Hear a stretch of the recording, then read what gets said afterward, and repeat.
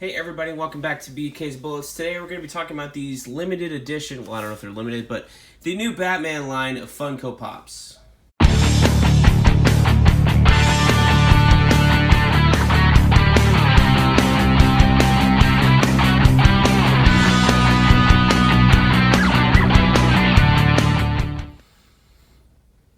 Hey everybody, welcome back to BK's Bullets. As always, I am your host, Brent, and today we're taking a look at these new Funko Pops I picked up, which are celebrating the 80th anniversary of Batman.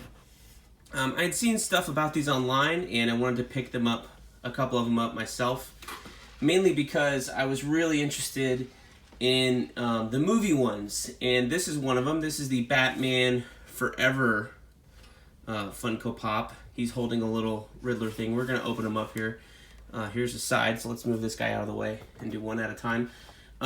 They're doing basically like Funko Pops of all the different movie bat suits, and I like to have a lot of, well, I have, most of my Funko Pops are Batman, but if I could pick one, I would only pick up Batman, but since I was doing the DC Collectors, Legion of Collectors box, I got a whole bunch of different ones, so it's kind of not focused in the man cave right now, but at my desk at work, most of my Funko Pops that I have that I'm looking at are the Batman ones. So this is Batman Forever. Batman Forever is one of my favorite bat suits. There's a whole video on that on the channel. You can check that out of why I like it so much.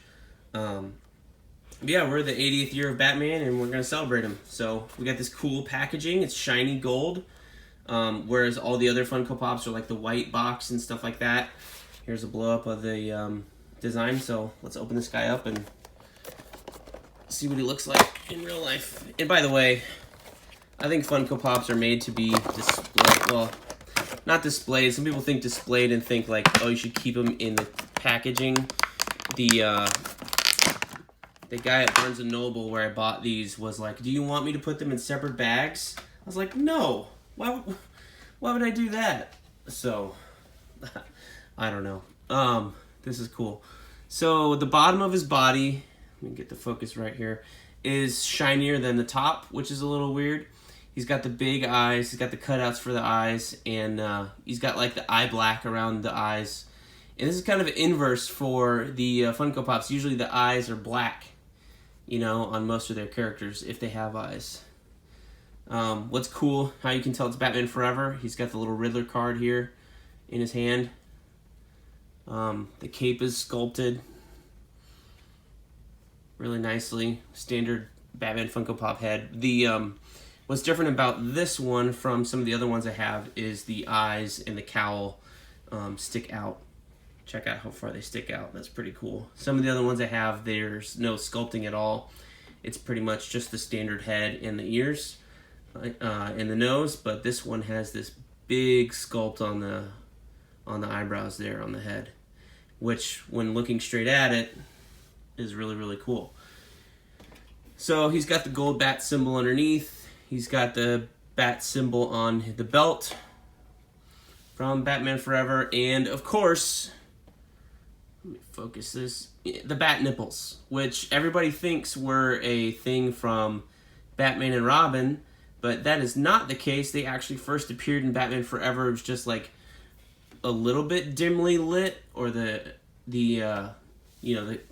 costume was actually black, whereas in Batman and Robin it's actually like a shade of blue, so the bat nipples didn't really show up as well, or maybe they were more noticeable in all the framing and stuff from Batman and Robin from that film, but they did first appear on the Batman Forever, which I don't hold it against it. I love this all black suit. I love the way it looks. I love the way Val Kilmer looked in it.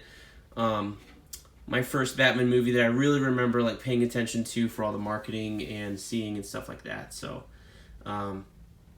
yeah, really like this Funko Pop. So let's push him aside, move his box out of the way, and let's get this other guy open. So this guy is not from a movie.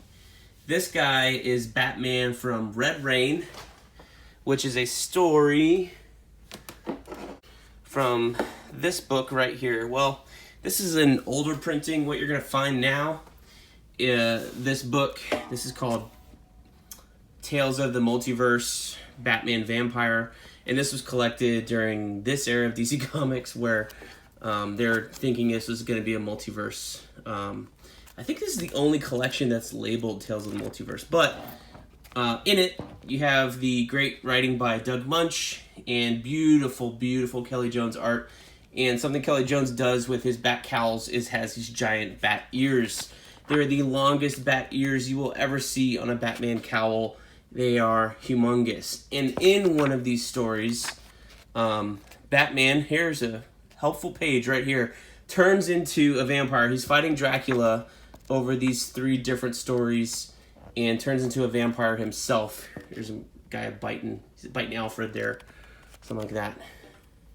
Vampire Batman, and he eventually, I think, becomes like the Lord of the Dead, or whatever, over these 3 stories. Great story, interesting. They're currently collected. You can look for this trade. It's a little out of print, so it might be harder to find. But it's currently collected as all 3 of these stories are Batman. What is it called? Elseworlds Volume 1. Yes, that's what it's called. And it's basically the same thing. It's Red Rain and the 2 sequels. So that is that. That's where this guy comes from. So here you go, number 286, same gold. Here's the design on here. Let's turn the side. Here's the back, and here's the full design. So the bat ears look pretty tall, so let's pull them out and see what they look like. All the Funko Pop collectors, if they're watching this video, are like, oh my god, you're taking them out of the case. You're throwing the box away. I say, who cares? Wow, that is a big Batman-eared cowl. Let's take a look at them. Some paint detail on here, unlike some other Funko Pops.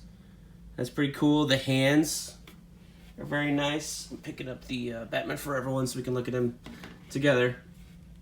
Let's see if I can focus on these hands. They're like claws and stuff, and they're very sharp and pointy, and they're gonna get ya. So here's the cowl. It's draping on him, which is beautiful. When he stands up, he does stand up on his own, which is a great thing about the one Funko Pops that do. And he stands on his own 2 feet, and the cowl, or the cape, actually, it touches on this side, it doesn't on the other. It kind of hovers there a little bit, like it's floating, but it's all the little tips are coming up. And there's a spine on the back of him. So this is like super advanced, gaunt vampire Batman. That's really cool and frightening. I just thought about my little kids. What are they going to think of this frightening vampire Batman? But he's scary looking. It is Halloween season now. You know, we're getting towards the middle of September. Got the little bat symbol on there and the yellow belt, which I don't know if you ever saw in the Kelly Jones artwork, because he was mostly like all cape and all cowl in the artwork there. His blood down here. It's got the chin. Actually, the chin, which is unusual for these Funko Pops, is like, look at the Batman Forever one. He's got no chin, basically. This guy has got a big jaw here because his mouth is open. He actually got a chin. So, got red eyes, solid red eyes, signature of these Funko Pops. And the teeth are actually sculpted on. You know, they're part of the sculpt. All the smile lines and stuff's all part of the sculpt, which is really, really nice. So, yeah. I'm going to look out for more of these 80th edition Batman Funko Pops. These are really cool.